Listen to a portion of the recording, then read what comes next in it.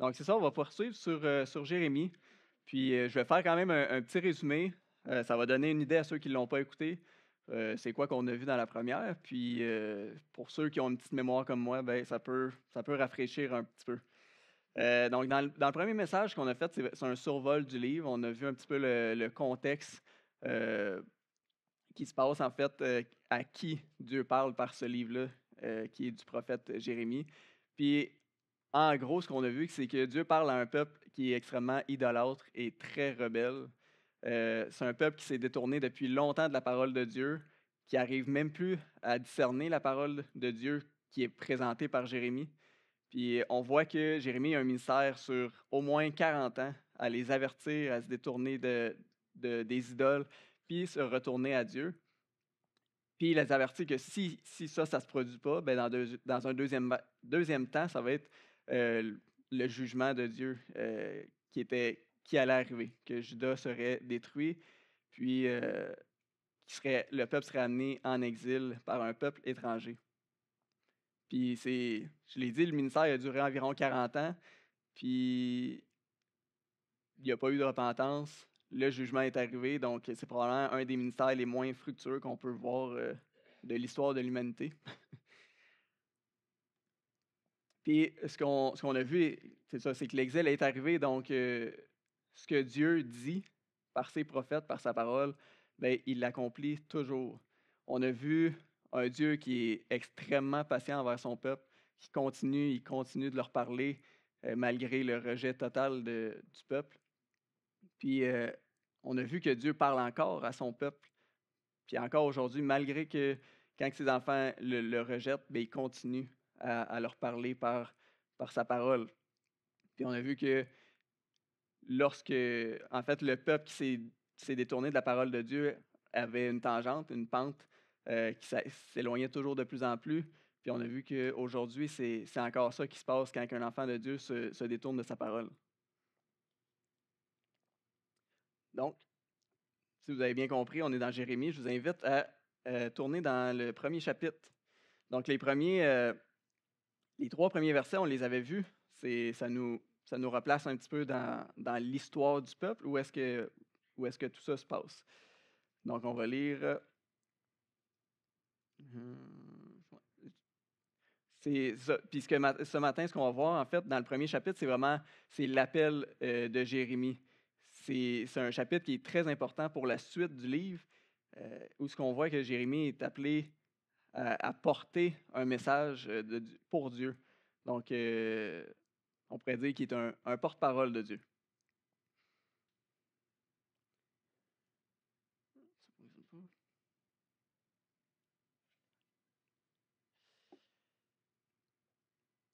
Donc, ouais, on va faire la lecture des versets 4 à 10. La parole de l'Éternel me fut adressée en ces mots. Avant que je t'ai formé dans le ventre de ta mère, je te connaissais, et avant que tu sois sorti de son sein, je t'avais consacré et je t'avais établi, prophète des nations. Je répondis, Ah Seigneur éternel, voici, je ne sais point parler, car je suis un enfant. Et l'Éternel me dit, Ne dis pas, je suis un enfant, car tu iras vers tous ceux auprès de qui je t'enverrai, et tu diras tout ce que je t'ordonnerai. Ne les crains point, car je suis avec toi pour te délivrer, dit l'Éternel. Puis l'Éternel étendit sa main et toucha ma bouche. Et l'Éternel me dit, Voici, je mets mes paroles dans ta bouche. Regarde, je t'établis aujourd'hui sur les nations et sur les royaumes pour que tu arraches et que tu abattes, pour que tu ruines et que tu détruises, pour que tu bâtisses et que tu plantes. Donc ça, c'est la première partie de notre texte ce matin. Puis ce qu'on voit lorsqu'on fait l'étude du livre, on avait parlé un petit peu dans la première, ce qu'on remarque, c'est que l'autorité de Jérémie, lorsqu'il fait tous ses messages, est constamment remise en cause. Parce qu'il n'est pas tout seul à parler au nom de Dieu. On voit dans le livre, il y a beaucoup de faux prophètes qui disent parler au nom de Dieu, puis qui annoncent des choses complètement contraires à la parole de Dieu. Donc, dans ce premier chapitre-là, c'est important pour les gens de l'époque, puis encore nous aujourd'hui, mais Jérémie ne sort pas ça de nulle part. Ses messages, il ne sort pas ça d'une envie malsaine de pointer tout le monde du doigt. c'est ce qu'on voit, c'est que ça vient vraiment de Dieu. Il y a un appel. Puis j'ai une petite image que j'avais pensée. C'est limité comme image, comme toujours. Euh, mais le premier chapitre, il me fait penser à moi. Puis je ne vais probablement pas où ce que vous pensez, là. Mais c'est facile pour moi de m'identifier à Jérémie quand il dit Ah Seigneur, je ne sais pas parler car je suis un enfant. Tu sais, c'est tout de suite un réflexe c'est ça, de la façon qu'il se voit, c'est facile de m'identifier. Mais mon illustration, puis c'est une histoire vraie. J'étais du haut de mes 18-19 ans, je venais de finir mon DEP pompier, puis après le stage, ce que je savais, c'est que je voulais pas poursuivre là-dedans, mais j'avais aucune idée ce que je voulais faire, donc j'étais allé au cégep, comme tout le monde qui sait pas quoi faire. Fait que puis j'avais vraiment l'impression de perdre mon temps puis d'être avec du monde. Puis là, je généralise pas, là, il y a du monde qui savent très bien qu'est-ce qu'ils vont faire au cégep, mais il y en a beaucoup qui sont en sciences humaines puis qui savent pas qu'est-ce qu'ils veulent faire. Puis moi, je faisais partie de ça. Euh, puis là, je me suis dit, bon, tant qu'à perdre un peu mon temps, je vais attendre de savoir un peu qu'est-ce que je veux faire.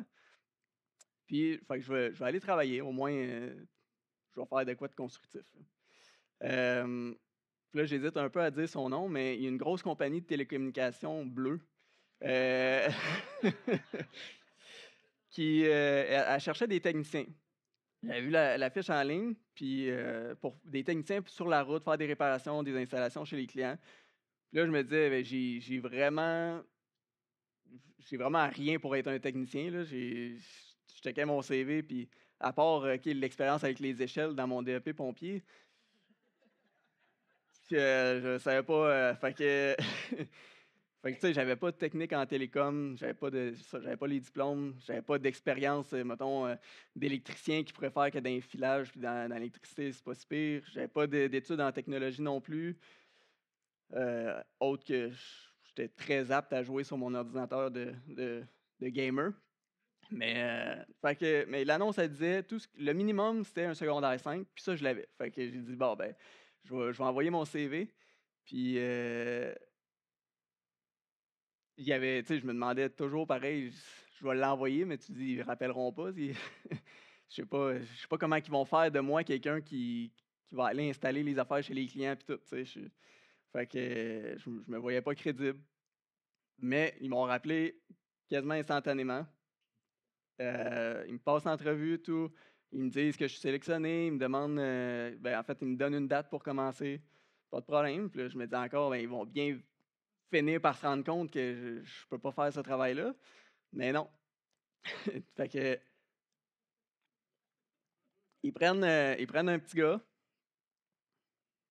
un jeune adulte, avec aucune crédibilité pour faire le travail, mais il commence par me former. Il y avait une formation là-dedans de quand même quelques mois avec du travail pratique. Puis après ça, on faisait un certain temps avec un technicien sur la route.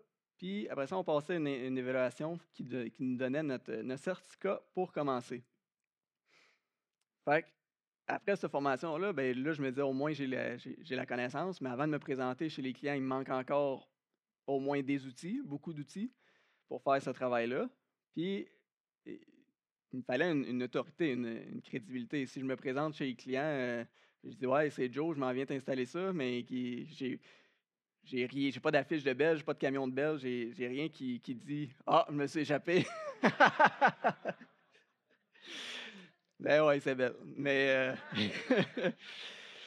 c'est ça me prenait quelque chose pour me donner une certaine crédibilité quand j'arrive chez le client. Fait ils m'ont habillé en belle, de la tête aux pieds, en bleu. Puis je me prenais avec un camion rempli d'outils. Fait comme ça, ben, ils me donnaient tout ce que j'avais besoin. Fait que je passais du petit gars qui avait absolument rien. Puis sur quelques mois, ben, maintenant, j'étais capable de faire le travail, puis je pouvais me présenter chez les gens sans qu'ils appellent la police. Fait que puis, je disais, c'est limité, mais vous allez voir que, je l'espère, vous allez voir les liens qu'on voit ici. Euh, Comment que Dieu prend un petit gars, Jérémie, avec rien de ce qu'il faut pour faire le travail, puis comment que Dieu le rend apte à faire ce travail-là, un travail très important qui lui demandait. Donc, le premier point, ce qu'on voit, c'est l'appel du prophète, excuse. Puis Jérémie établit tout de suite en partant dans les premiers versets que ce rôle-là, ça vient pas de lui. Comme je disais, c'est pas des ambitions personnelles, c'est un appel. C'est comme une mise en garde ou un avis de non-responsabilité, tu sais, devant les gens de son époque. Tu sais, ce que je te dis, c'est pas mon opinion personnelle, c'est Dieu. Puis avec le message, on l'a vu un petit peu, puis on va en revoir un petit peu dans le premier chapitre, mais avec le message qu'il devait porter, on peut comprendre que tu dis, ça vient pas de moi, là, tu sais, c'est un message que je porte au nom de Dieu. Puis au-delà de ça, dans les premiers versets, ce qu'on voit, c'est que Jérémie n'était pas un plan B pour Dieu. La situation d'Israël n'était pas une surprise pour Dieu, puis appeler Jérémie comme prophète, c'était pas une réaction soudaine à un événement qui était une surprise pour Dieu. Ça faisait partie de son plan. On voit, il avait choisi Jérémie avant même sa naissance. Puis on voit aussi un aspect important, c'est que Jésus, il dit, Dieu, il dit, je, je, je je t'ai appelé, puis il dit, on voit qu'il ne donne pas comme la possibilité de réfléchir. Il ne dit pas, hey, ça te tenterait-tu d'être mon prophète? Il dit, je t'avais appelé, je t'ai choisi. On le voit au verset 5, on le voit, avant que je t'ai formé dans le ventre de ta mère, je te connaissais avant que tu sois sorti de son sein. Je t'avais consacré, je t'avais établi prophète des nations. Au verset 10, c'est un peu la même chose. Il dit, regarde, je t'établis aujourd'hui sur les nations. Puis plus tard, au verset 18, il dit encore, voici, je t'établis en ce jour. Donc, Dieu est clair avec Jérémie et avec son peuple. C'est Dieu qui établit Jérémie. C'est Dieu qui est souverain sur toute chose, puis il n'y a rien qui l'empêche de choisir Jérémie ce jour-là. Puis on peut se poser la question, pourquoi Jérémie? Tu sais, on voit que Jérémie lui-même se pose la question. Il dit, je ne sais même pas parler. Mais puis donc, c'est ça, on voit que Dieu n'a pas choisi Jérémie pour ses talents ou son autorité. Il ne l'a pas choisi parce qu'il avait le plus beau CV ou qu'il remplissait toutes les exigences. Puis d'après la réponse, comme je disais, on voit même que c'est le contraire. Il y a deux choses qui sautent aux yeux dans la réponse de Jérémie. Je vais la relire au verset 6. Je répondis, ah Seigneur éternel, voici, je ne sais point parler car je suis un enfant.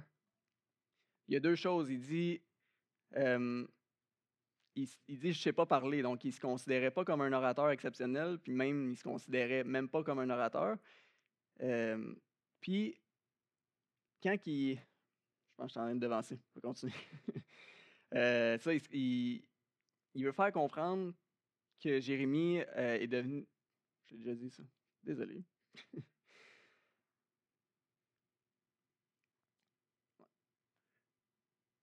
Donc, c'est ça. Quand que Jérémie dit je ne sais pas parler car je suis un enfant », c'est évident qu'il fait référence à son jeune âge, mais c'est plus que ça, c'est une question d'autorité. Il dit, lui, dans son contexte, j'ai pas la prestance, j'ai pas la crédibilité ou l'autorité pour aller parler aux gens en ton nom. Jérémie, il voit vraiment pas comment Dieu il va faire pour l'amener à faire ce rôle de prophète-là. D'une perspective humaine, il n'y a pas ce qu'il faut. Puis ce qu'il est en train de dire, ben, c'est regarde-moi, regarde-moi, pourquoi tu choisis moi, comment tu me choisis moi. Il y a des hommes qui seraient probablement beaucoup plus qualifiés, mais Dieu le choisit, lui, Jérémie. Donc, je ne sais pas si vous voyez un petit peu le lien avec mon image. Euh, donc, Jérémie est choisi, puis Dieu, il connaît Jérémie mieux que lui-même. Tu sais, Jérémie, quand il dit ça à Dieu, là, il apprend rien à Dieu, mais Dieu, lui, il connaît, puis il y a de quoi à y montrer. Il va lui enseigner quelque chose, puis à nous, ce matin. Il répond au verset, dans le fond, au verset 7, c'est la réponse de Dieu à Jérémie. Donc, il dit, et l'Éternel me dit, ne dis pas, je suis un enfant, car tu iras vers tous ceux auprès de qui je t'enverrai. Tu diras tout ce que je t'ordonnerai. Ne les crains point, car je suis avec toi pour te délivrer, dit l'Éternel.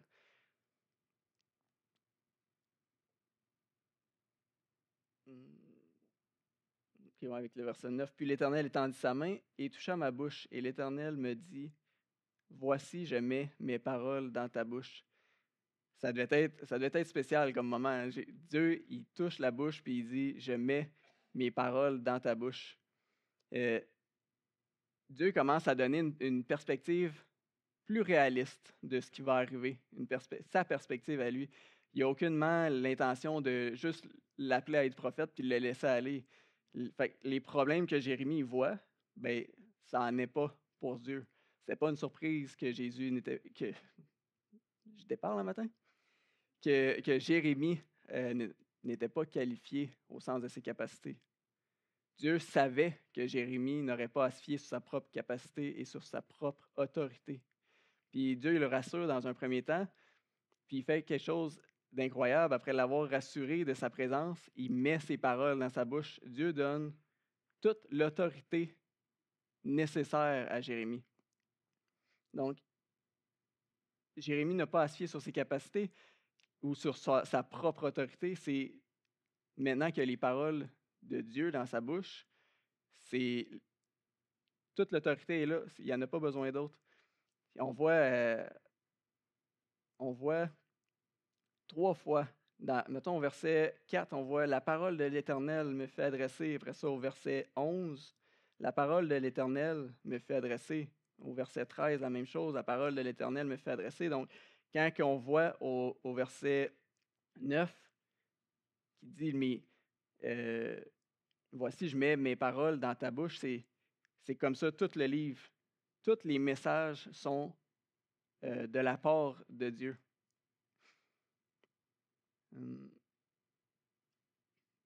Donc, la question, c'est de quelle autorité est-ce qu'il y a maintenant besoin?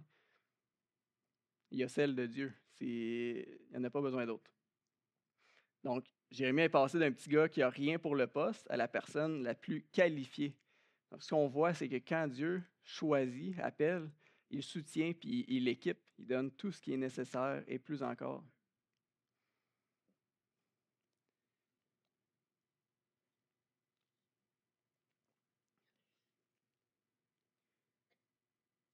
Ce qui est intéressant, c'est quand il dit au verset 10, « Regarde, je t'établis aujourd'hui », c'est toujours à propos de Dieu. Dieu est en train de dire, « Je te donne un mandat, mais regarde-moi faire. C'est moi, c'est toujours moi. C'est pas une histoire de Jérémie. » Puis au verset 10, il y a trois ensembles de verbes pour que tu arraches et que tu abattes, que tu ruines et que tu détruises, que tu bâtisses et que tu plantes. Ça, on va probablement y revenir. Jérémie il refait allusion à cette description de son mandat plus tard dans le livre de Jérémie.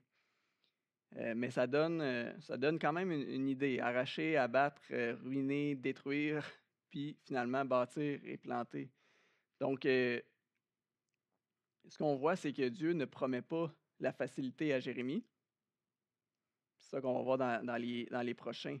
Mais il promet sa fidélité. Hein. Déjà, il dit au verset 8, « Ne les crains point, car je suis avec toi pour te délivrer, dit l'Éternel. » Il ne va pas le laisser tout seul. Fait que ça, c'est clair.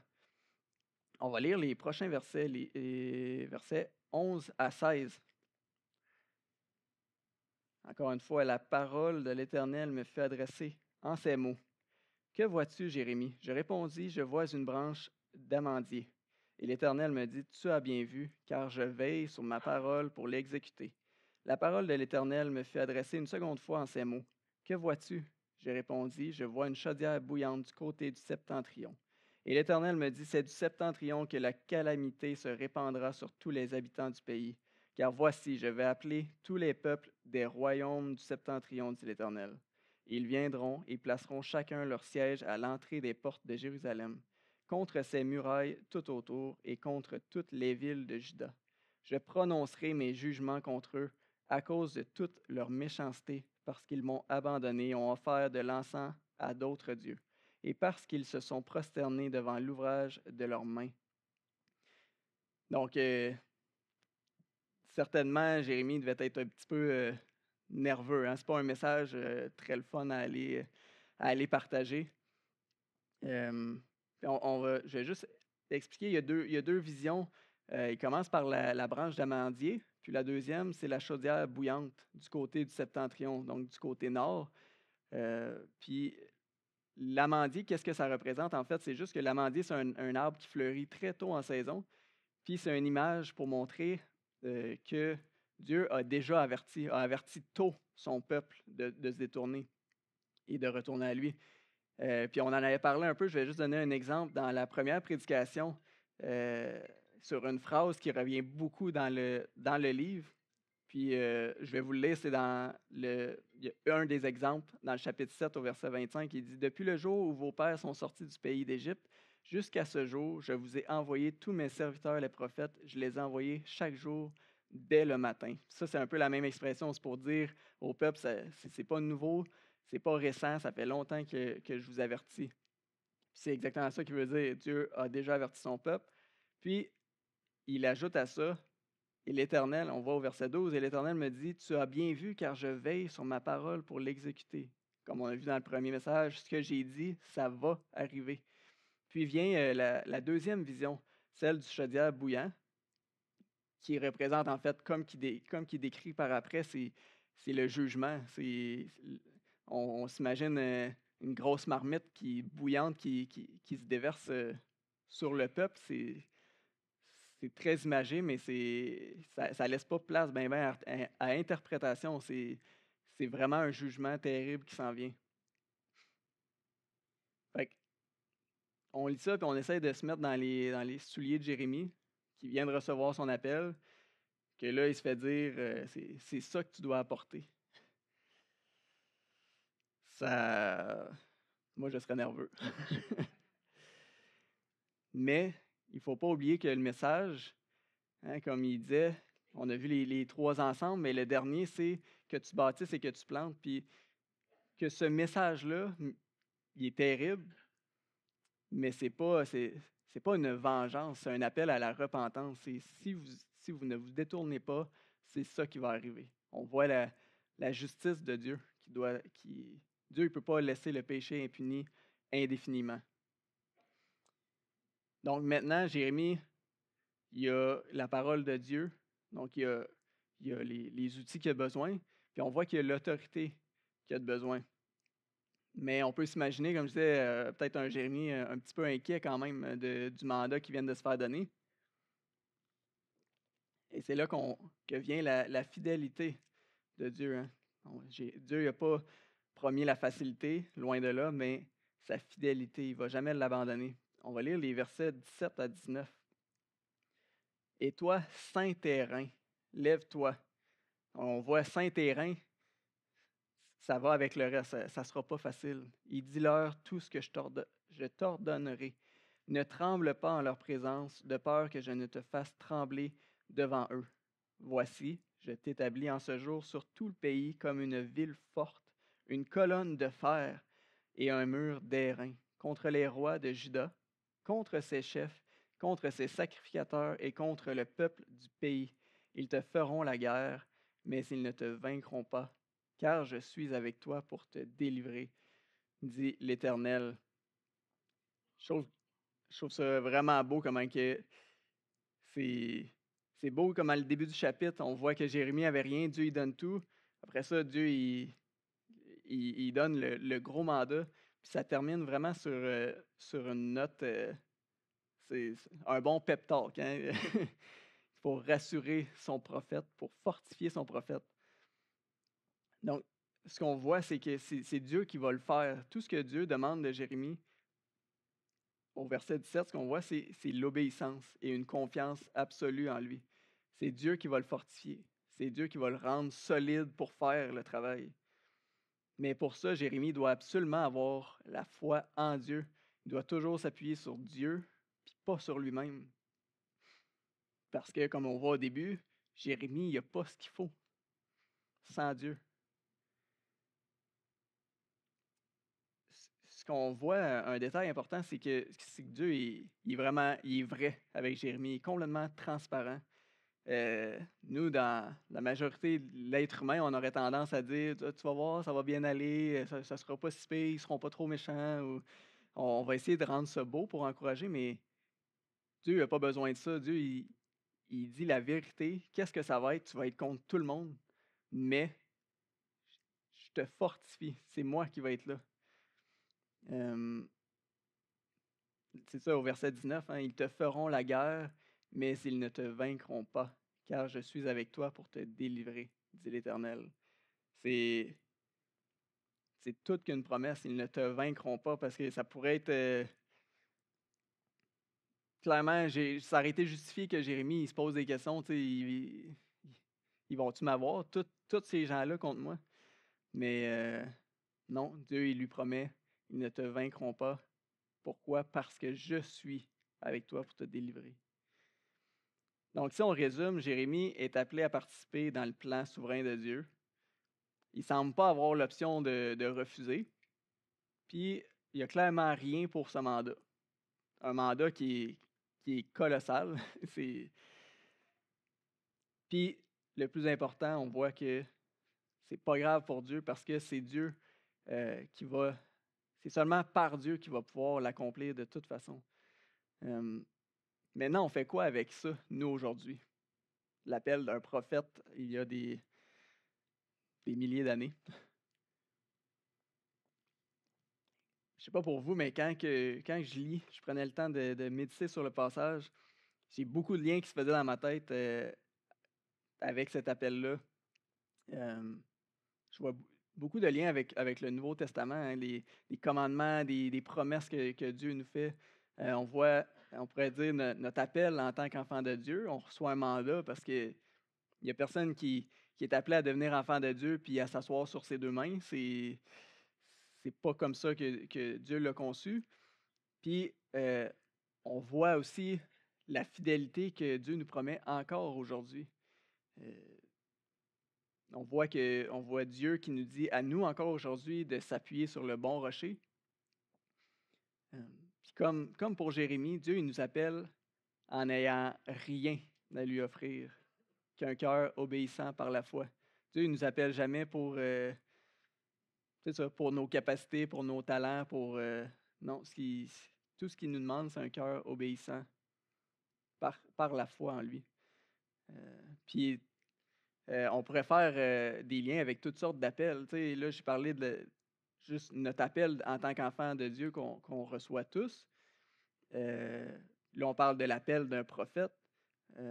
Fait qu'on pourrait voir différents appels au service, au ministère, etc. Mais une chose est certaine, c'est que avec chaque appel que Dieu fait, Dieu équipe la personne, son enfant. Comme il équipe son Église, on voit dans Éphésiens 4, 11, hein, il a donné les uns comme apôtres, les autres comme prophètes, les autres comme évangélistes, les autres comme pasteurs et docteurs, pour le perfectionnement des saints en vue de l'œuvre du ministère et de l'édification du corps de Christ. Donc, on n'est pas tous appelés à être prophètes comme Jérémie, mais on reçoit tous un appel qui peut différer les uns des autres. Ça, on voit que Dieu nous appelle à remplir différents rôles dans le corps de Christ, dans son Église. Sauf que, c'est ça, si certains se disaient, ben ça ne s'applique pas à nous, je ne suis pas appelé à être prophète ou à être pasteur, ben, comme je disais, on reçoit tous un mandat quand on devient enfant de Dieu, à être des porte-paroles. Il nous confie tous un message, une mission, un mandat de témoin. On voit un bref aperçu du message que Jérémie doit porter dans le premier chapitre ce matin. Puis, ce qu'on voit dans le Nouveau Testament, c'est que Dieu nous demande à nous aussi de porter un message, le message de la bonne nouvelle, hein, le message de l'Évangile. Dans Matthieu 28, 19 à 20, il dit « Allez, faites de toutes les nations des disciples, les baptisant au nom du Père, du Fils et du Saint-Esprit, et enseignez-leur à observer tout ce que je vous ai prescrit. Et voici, je suis avec vous tous les jours jusqu'à la fin du monde. » Donc, on a, nous aussi, en tant qu'enfants de Dieu, un message de repentance, un message d'amour pour les perdus, comme Jérémie. qui inclut un jugement à venir pour tous ceux qui n'obtiennent pas le pardon de leurs péchés. C'est un message important. On a tous ce message à porter. Les gens sont perdus, sont esclaves du péché comme on l'était. Et Dieu veut les sauver. Puis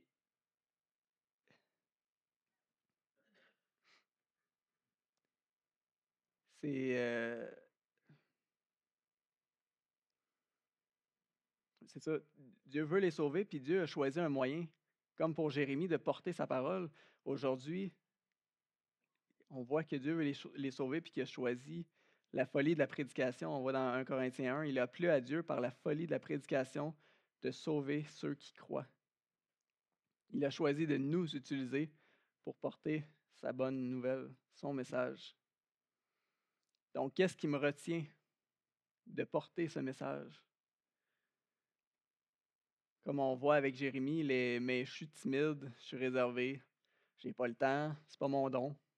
Ça tient pas, hein? Dieu il a répondu directement. Ne dis pas je suis un enfant, car tu iras vers tous ceux auprès de qui je t'enverrai et tu diras tout ce que je t'ordonnerai. Ne tremble pas en leur présence de peur que je ne te fasse trembler devant eux. Puis c'est pas un ne tremble pas une menace. Oui, c'est clair, tremble pas. Mais si tu trembles, c'est que tu ne regardes pas à la bonne place. C'est que ta vision est altérée. Je t'ai promis, je te fortifie telle une colonne de fer. Je te dis que je te fortifie. Donc, si tu trembles, c'est de l'incrédulité. Donc, qu'est-ce qu'on peut répondre à ça? Y a-t-il une excuse qui tient de pas remplir notre mandat que Dieu nous donne en tant que ses enfants? Puis, j'irais même plus loin que ça. C'est pas une tâche. On devrait avoir envie de partager cette joie-là. On devrait aimer assez les gens qui sont perdus pour les regarder puis leur annoncer, malgré le fait que peut-être qu'eux autres, ils ne veulent pas l'entendre, mais nous, on devrait avoir cet amour, cette joie-là. Ça ne devrait pas être une tâche qui est lourde. Puis si je reviens à la question, qu'est-ce qui m'en empêche? On voit que pour Jérémie, ça allait être clairement la persécution, tu vas être contre tout le monde. Puis oui, aujourd'hui, il n'y a pas personne qui est à l'abri de la persécution, même ici au Québec, sous différentes formes. Mais si je suis complètement vrai avec vous ce matin, personnellement, j'irai même pas jusqu'à la persécution. C'est pas ça qui me retient, c'est beaucoup avant ça, en fait, c'est mon attachement à l'amour du monde. C'est d'être pas cool, hein? Au travail, avec tous les gens, ouais, pour Jérémie, c'était la persécution. Mais nous, aujourd'hui, je pense que ça commence bien avant la peur de la persécution, quand on ne le fait pas.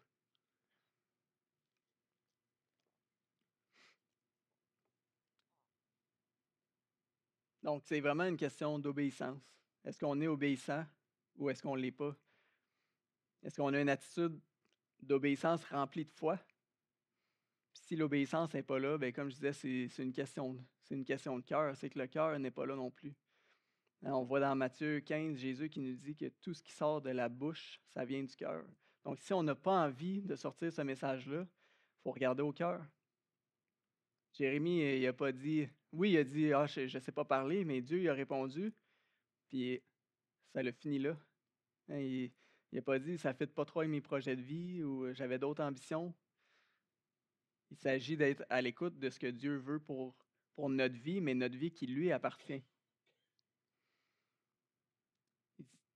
On doit aller, comme il dit à Jérémie, on doit aller où ce qu'il veut qu'on aille, puis porter la parole à qui il veut qu'on la porte, sachant qu'il va nous donner tout ce dont on a besoin.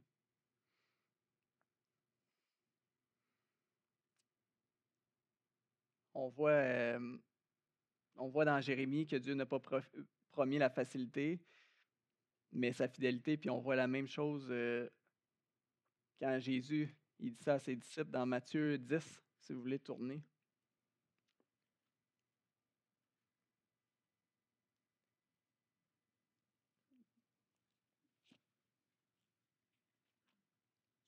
Matthieu 10 au verset 16.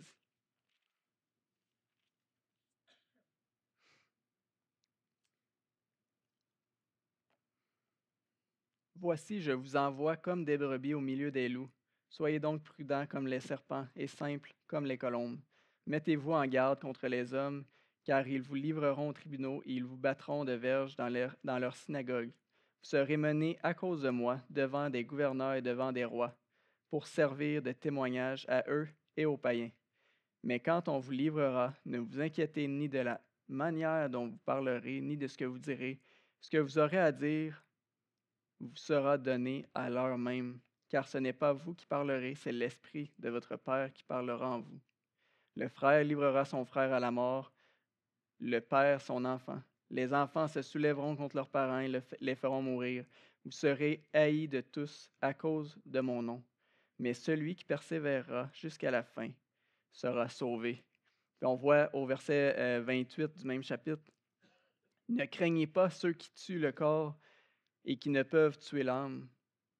Craignez plutôt celui qui peut faire périr l'âme et le corps dans la géhenne. Donc, c'est un peu la même chose. Jésus nous dit, tremblez pas. Tremblez pas devant les hommes. Craignez celui qui a le droit de vie ou de mort sur les âmes. Donc, on doit se rappeler qui qu'on sert, hein, sur qui qu'on est appuyé. Parce que notre vision terrestre, la personne qui est devant nous a toujours l'air plus impressionnante, plus concrète, mais la réalité ne change pas. La réalité, c'est qu'il n'y a rien qu'un homme ici puisse nous enlever si nos trésors sont au ciel. Si notre trésor est au ciel. Puis, on voit que Dieu a promis sa fidélité, comme je disais au verset 17, hein, car je suis avec toi pour te délivrer. Puis, dans Matthieu 28, 20, Jésus il dit la même chose. Et voici, je suis avec vous tous les jours jusqu'à la fin du monde. C'est une promesse. Dieu est aussi clair avec nous aujourd'hui qu'il l'a été avec Jérémie. Il n'y a aucune fausse publicité. Comme on l'a vu, ce n'est pas un mandat facile, ce n'est pas une promenade de la vie chrétienne. On va rencontrer de l'adversité. Certains vont y laisser leur vie. D'autres vont être mis en prison. Certains seront reniés par leur famille et leurs amis, comme on voit. Mais Dieu a promis sa fidélité à Jérémie. Puis, ce qu'on voit dans Jérémie, c'est qu'il n'a jamais failli à cette promesse. Puis, il ne faillira jamais non plus à la promesse qu'il nous fait aujourd'hui. Si on est né de nouveau, si notre ancienne nature est vraiment crucifiée avec Christ, comme Paul dit, c'est Christ qui vit en lui, c'est Christ qui devrait vivre en nous et qui vit en nous. Donc, notre vie devrait être de faire la volonté de Dieu comme Jésus, de chercher la face de Dieu, de s'attacher à Dieu pour que lui produise cette obéissance-là en nous, qu'il produise ce désir ardent de le suivre puis de porter son message, peu importe où ce qu'il nous appelle à le porter, sachant que Dieu va nous équiper pour faire le travail. On est appelé, on a un mandat de témoin et on a un message à porter par Dieu. C'est par Dieu qu'on doit le porter. Donc, posons-nous la question, ou encore mieux, posons-la à Dieu, qui sonde notre cœur. Est-ce que je suis en train de t'obéir dans l'accomplissement du mandat que tu me confies? Sinon, on peut se poser, ou encore là, poser la question à Dieu, pourquoi? Qu'est-ce qui me retient de t'obéir? Puis la réponse, pas mal dans 100% des cas, devrait pointer à notre cœur. Comme l'illustration au début, c'est Dieu nous appelle, mais pas parce qu'on a ce qu'il faut. Il sait qu'on n'a pas ce qu'il faut et il le produit en nous. Il nous donne sa parole, puis il nous donne ce qu'il faut pour accomplir chacun notre mandat. Prions.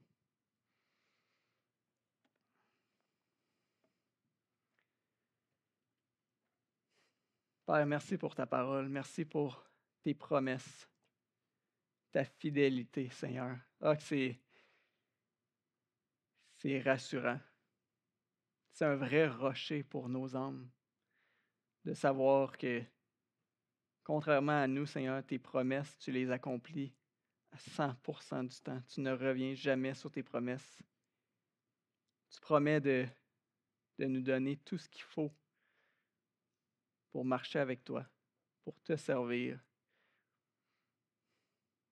pour faire de toutes les nations des disciples, Seigneur. Peu importe où ce que tu nous envoies individuellement ou collectivement, Seigneur. Tu nous envoies jamais les mains vides. Tu nous envoies par ta force, avec ta parole, avec ton autorité, Seigneur. Et on sait que ce message-là, tu vas l'accomplir. C'est la réalité, Seigneur, qu'il y a des gens qui sont perdus aujourd'hui et que tu veux joindre, que tu veux aller toucher, puis que tu as choisi d'y aller par un de tes enfants. Donne-nous l'obéissance, Seigneur, et viens toucher nos cœurs les les instants de désobéissance, de faiblesse, Seigneur. Viens nous rappeler que c'est toi qui nous fortifie, tes enfants, Seigneur. C'est dans le nom de Jésus que je te prie. Amen.